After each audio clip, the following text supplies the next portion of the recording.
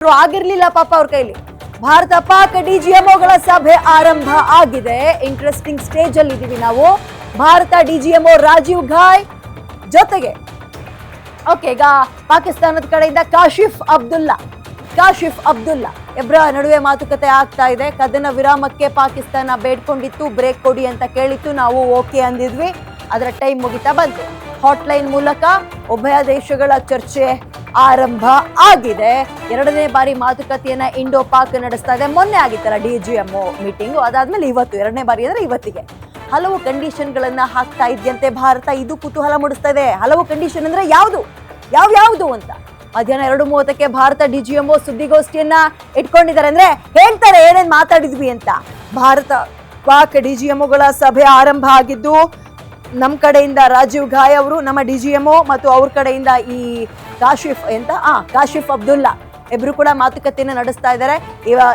ಇವರಿಬ್ಬರ ನಡುವೆ ಮಾತುಕತೆ ಆದ ನಂತರ ಮಾತುಕತೆಯಲ್ಲಿ ಏನ್ ಚರ್ಚೆ ಆಗುತ್ತೆ ಅನ್ನುವಂಥದ್ದು ಬಹಳ ಕುತೂಹಲ. ಅಂದ್ರೆ ಏನ್ ಕಂಡೀಷನ್ ಗಳನ್ನ ಭಾರತ ಹಾಕುತ್ತೆ ಮತ್ತು ಅವ್ರು ಹೆಂಗ್ ಕನ್ವಿನ್ಸ್ ಮಾಡ್ತಾರೆ, ಇನ್ನೂ ನಮಗೆ ಬ್ರೇಕ್ ಕೊಡಿ ಅಂಡ್ ನಮ್ಮ ತಪ್ಪಿಲ್ಲ ನೋಡಿ ಹಿಂಗೆ ಅಂತ ಹೆಂಗ್ ಕನ್ವಿನ್ಸ್ ಮಾಡ್ತಾರೆ, ಇವೆಲ್ಲವೂ ಸುದೀರ್ಘವಾಗಿ ನಡೆಯುತ್ತೆ. ಎಷ್ಟೊತ್ತು 20 ನಿಮಿಷನ, 30 ನಿಮಿಷನ, 40 ನಿಮಿಷನ ನೋಡೋಣ.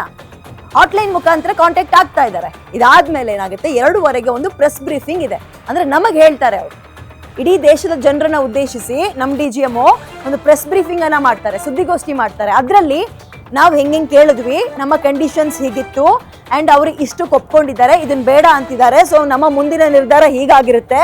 ಇದೆಲ್ಲದರ ಬಗ್ಗೆ ಬಹಳ ಸುದೀರ್ಘ ಅಂದ್ರೆ ಏನಾಯ್ತು ಅನ್ನುವಂತಹ ವಿಶ್ಲೇಷಣೆಯನ್ನ ಕೊಡ್ತಾರೆ. ಕಾಯ್ತಾ ಇದೀವಿ ನಾವೆಲ್ಲರೂ ಕೂಡ ಅದಕ್ಕೋಸ್ಕರ. 12 ಗಂಟೆಗೆ, ಸೊ ಒಂದು ಅರ್ಧ ಗಂಟೆ ತಡ ಆಗಿದೆ. ಹಾಟ್ಲೈನ್ ಮುಖಾಂತರ ಉಭಯ ದೇಶಗಳ ಚರ್ಚೆ ಆಗ್ತಾ ಇದೆ. ಯಾವುದಕ್ಕೆ ಚರ್ಚೆ ಹೇಳಿ? ಯುದ್ಧ ಆಗಬೇಕಾ ಬೇಡವಾ?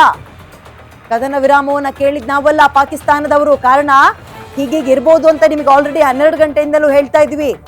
ಏನೋ ವಿಕಿರಣ ಎಲ್ಲ ಸೋರಿಕೆ ಆಗಿದ್ಯಂತೆ. ಆ ನ್ಯೂಕ್ಲಿಯರ್ ಬಾಂಬ್ ಎಲ್ಲಿ ಒಂದು ಗೌಪ್ಯವಾಗಿ ಮುಚ್ಚಿಟ್ಕೊಂಡಿದ್ರಲ್ಲ, ಮಾತೆತ್ತಿರ ನಾವು ಬಾಂಬ್ ಹಾಕ್ತಿವಿ ಅಂತ ಇದ್ರಲ್ಲ, ಅಲ್ಲಿಗೆ ಏನೋ ಡ್ಯಾಮೇಜ್ ಮಾಡಿದೆ ಇಂಡಿಯಾ ಅಂತ ಮಾತುಕತೆ ಓಡಾಡ್ತಾ ಇದೆ. ಬಟ್ ಫೈನಲ್ ಆಗಿಲ್ಲ.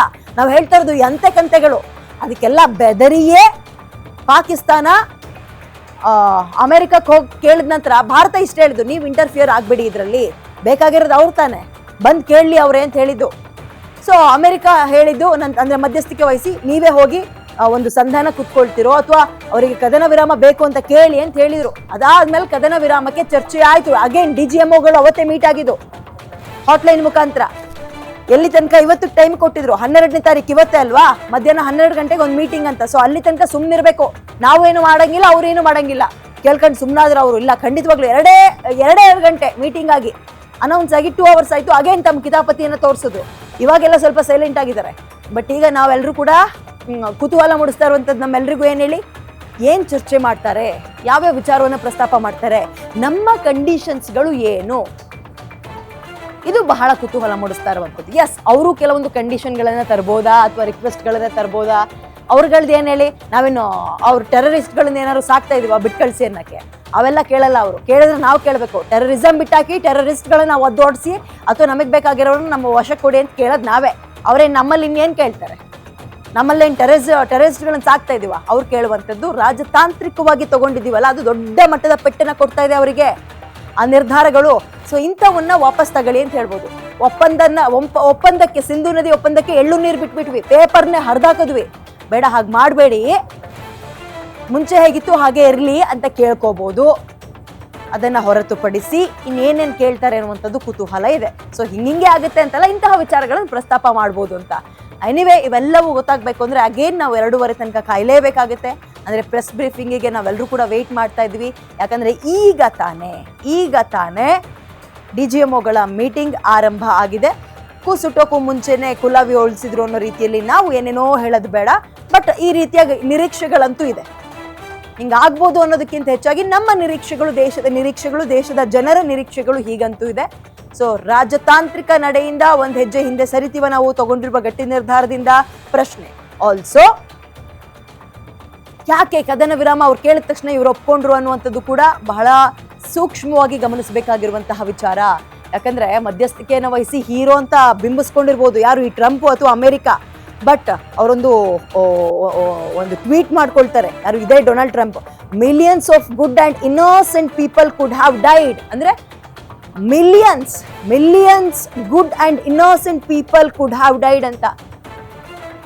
ಕೋಟ್ಯಾಂತರ ಜನ ಅಥವಾ ಲಕ್ಷಾಂತರ ಜನ, 1 ಮಿಲಿಯನ್ ಅಂದ್ರೆ 10 ಲಕ್ಷ, ಆ ರೀತಿಯಾಗಿ ಏನೂ ತಪ್ಪಿಲ್ಲದೆ ಸಾಯಬಹುದು, ಆ ಸಾವಿಗೆ ಕಾರಣರಾಗ್ಬೋದು ಅಂತ ಹೇಳಿದ್ರು. ಅಂದ್ರೆ ಈಗ ಅಲ್ಲಿಗೆ ಅರ್ಥ ಏನ್ ಹೇಳಿ, ಸೋಲ್ಜರ್ಸ್ ಅಂತ ಹೇಳ್ತಾ ಇಲ್ಲ ಅವರು, ಆರ್ಮಿ ಅಂತ ಹೇಳ್ತಾ ಇಲ್ಲ. ಅರ್ಥ ಅಲ್ಲಿಗೆ ಈ ಕಿತಾಪತಿ ಇದೆಯಲ್ಲ, ತಲಕೆಟ್ ಏನಾದ್ರು ತನ್ನ ಇರುವಂತದನ್ನ ಪ್ರದರ್ಶನ ಮಾಡ್ಬಿಟ್ರೆ, ಬಾಂಬ್ ಹಾಕ್ತಿವಿ ಅಂತಿತ್ತಲ್ಲ, ತಲಕೆಟ್ ಹಾಕ್ಬಿಟ್ರೆ ಅದಕ್ಕೆ ಭಯಕ್ಕಲ್ಲ, ಅನ್ಯಾಯವಾಗಿ ಇಲ್ಲೂ ಸಾಯ್ತಾರೆ ಅಲ್ಲೂ ಸಾಯ್ತಾರೆ. ಅಗೇನ್ ನಾವು ಎಲ್ಲಿ ಇವತ್ತೇನು ಹೇಳಿ, ಬುದ್ಧ ಪೌರ್ಣಿಮೆ ಅಂತ ಹೇಳಿ, ಎಸ್ ಹೌದು ಇವತ್ತೇ ಶಾಂತಿ ಶಾಂತಿ ಶಾಂತಿ ಶಾಂತಿ ಅಂತ ಕಾಪಾಡ್ಕೊಂಡ್ ಬಂದಿರೋರು ನಾವು. ಕೆಲವೊಂದು ಸಲ ಇಂತಹ ವಿಚಾರಗಳು ಬಂದಾಗ ಹಾಗೆ ಸೂಕ್ಷ್ಮವಾಗಿ ಗಮನಿಸಬೇಕಾಗುತ್ತೆ, ನಿರ್ಧಾರವನ್ನು ತಗೊಳ್ಬೇಕಾಗುತ್ತೆ. ಆ ಬೆನ್ನಲ್ಲೇ ತಗೊಂಡಿರಬಹುದು. ಯಾಕಂದ್ರೆ ನಾವೆಲ್ಲರೂ, ನಮಗೆ ಆ ಹುಮ್ಮಸ್ಸಿದೆ, ರಕ್ತ ಕುದಿತಾ ಇದೆ, ಹೊಡಿಬೇಕು, ಅವರಿಗೆ ನುಗ್ಗು ಹೊಡಿಬೇಕು ಅಂತ ನಾವು ಹೇಳ್ಬೋದು ಬಾಯಿ ಮಾತಿಗೆ. ಬಟ್ ಕೆಲವೊಂದು ಸೀಕ್ರೆಟ್ಗಳು ಏನಿರುತ್ತೆ ಮತ್ತು ದೇಶದ ಒಳಿತಿಗೋಸ್ಕರ ನಾವೆಲ್ಲರೂ 2045 ಅಥವಾ 50ಕ್ಕೆ ನಾವು ಎಲ್ಲಿ ನೋಡ್ಕೋತಾ ಇದೀವಿ ಹೇಳಿ? ಟಾಪ್ 1 ಅನ್ನೋಕ್ಕಿಂತ ಟಾಪ್ 2 ಅಥವಾ ಟಾಪ್ 3 ಅಲ್ಲಿ ನಮ್ಮ ಹೆಸರು ಇರುತ್ತೆ ಅಂತ ಕಾಯ್ತಾ ಇದೀವಿ. ಅಂದ್ರೆ ಅಷ್ಟೊಂದು ಫೋರ್ಸ್ ಆಗಿ ಈ ನಮ್ಮ ಮಿಸೈಲ್ಗಳು ನುಗ್ತಾ ಇದೆಯಲ್ಲ, ಪಾಕಿಸ್ತಾನದೊಳಗೆ ನುಗ್ಗುತ್ತಲ್ಲ, ಅಷ್ಟು ಫೋರ್ಸ್ ಅಲ್ಲಿ ಬೆಳೆಯುವಂತಹ ನಿರೀಕ್ಷೆ ನಾವೆಲ್ಲರೂ ಇದೀವಿ. ಅಂಡ್ ದೇಶ ಕೂಡ ಹಾಗೆ ನಡೀತಾ ಇದೆ. ಹೇಗಿರುವಾಗ ಯುದ್ಧ ಅಂತ ಆಗ್ಬಿಟ್ರೆ ಸಾವು ನೋವು, ಆರ್ಥಿಕವಾಗಿ ಕುಗ್ಗೋದು, ಇವೆಲ್ಲವೂ ಕೂಡ ನಂಬರ್ಸ್ ಆಗುತ್ತೆ, ಮ್ಯಾಟರ್ ಆಗುತ್ತೆ.